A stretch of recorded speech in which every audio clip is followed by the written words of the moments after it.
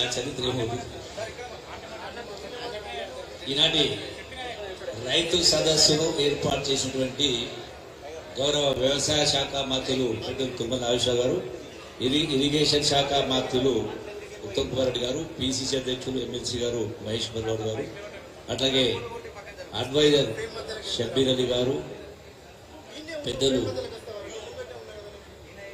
అందరికీ, వేదిక పైన ఉన్నటువంటి పెద్దలందరికీ, వేదిక ముందున్నటువంటి రైతు సోదరులందరికీ, మీడియా మిత్రులందరూ కూడా ఈ శుభ సందర్భంలో మీ అందరికీ శుభాకాంక్షలు, నమస్కారం తెలియజేస్తా ఉన్నా.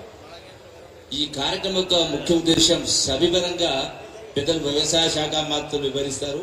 సాంకేతిక పరిజ్ఞానం ఉపయోగించి మన ఉత్పత్తిని ఏ విధంగా పెంచాలనే దానికి కారణంగా ఈ యొక్క ఎగ్జిబిషన్ ఏర్పాటు చేయడం జరిగింది. ఈ రోజున రైతాంగానికి సంబంధించి ఈ ప్రభుత్వం ఎన్ని చెయ్యాలనో ఏది తక్కువ చేయకుండా అన్ని చేసే ప్రయత్నం చేస్తూ ఉంది. నేను మళ్ళీ దాని గురించి వివరించాల్సిన అవసరం లేదు. గత ప్రభుత్వాలు చేసినటువంటి ఏ కార్యక్రమాన్ని, ఏ స్కీమును కూడా మానకుండా 100% కొనసాగిస్తూ దానికి అదనంగా ఇలా రాష్ట్ర ఆర్థిక పరిస్థితి ఒక విషయం చెప్పాల్సిన అవసరం ఉంది. కాబట్టి రైతు సోదరులు తెలియజేస్తారు. ఎందుకంటే ఇలా రకరకాలు జరుగుతూ ఉంటాయి. వాస్తవంగా ఈ రాష్ట్రాన్ని 64 సంవత్సరాల పాటు కాంగ్రెస్ తెలుగుదేశం పార్టీ పరిపాలించింది. 21 మంది ముఖ్యమంత్రులు పరిపాలన చేసింది. 21 మంది ముఖ్యమంత్రులు 64 సంవత్సరాలు పరిపాలన చేసిన తర్వాత కూడా మీకు ఇక్కడికి ఏదైతే ప్యాకేజ్ 2020 వస్తా ఉందో, పోచారం కావచ్చు,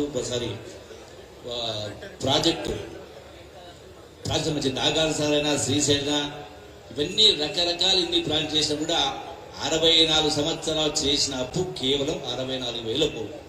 ఈ 64,000 కోట్లకు సంవత్సరానికి కేవలం 6,000 కోట్ల వడ్డీ రూపాయలు చెల్లిస్తూ ఉంది. కానీ గడిచిన 10 సంవత్సరాల కాలంలో ఒక ప్రభుత్వం, ఒక ముఖ్యమంత్రి చేసిన డబ్బు మొత్తం కలిపి సుమారుగా 8 లక్షల కోట్లు. ఈరోజు నెలకు 6,000 కోట్ల రూపాయలు వడ్డీ చెల్లించాల్సి వస్తుంది. సంవత్సరానికి 75,000 కోట్ల రూపాయలు.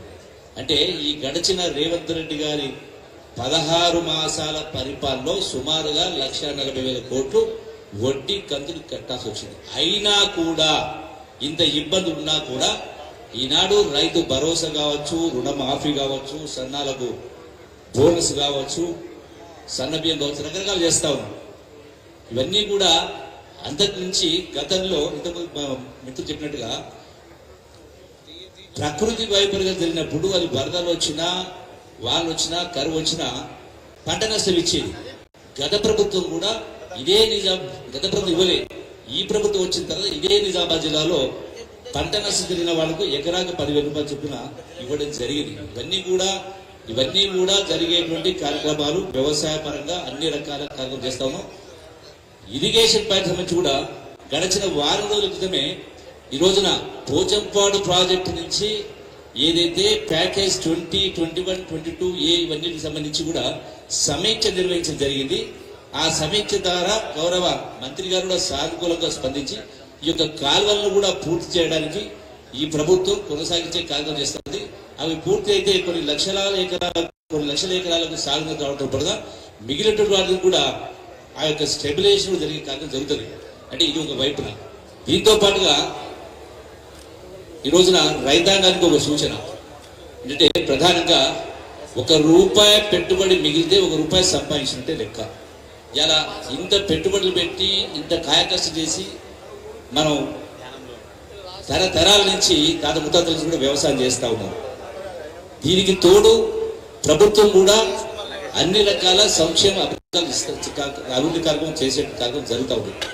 మరి అయినా కూడా ఈ రోజున వ్యవసాయం సమయం వచ్చిందంటే మళ్ళీ అప్పులు అడిగే పరిస్థితి వస్తూ ఉంది.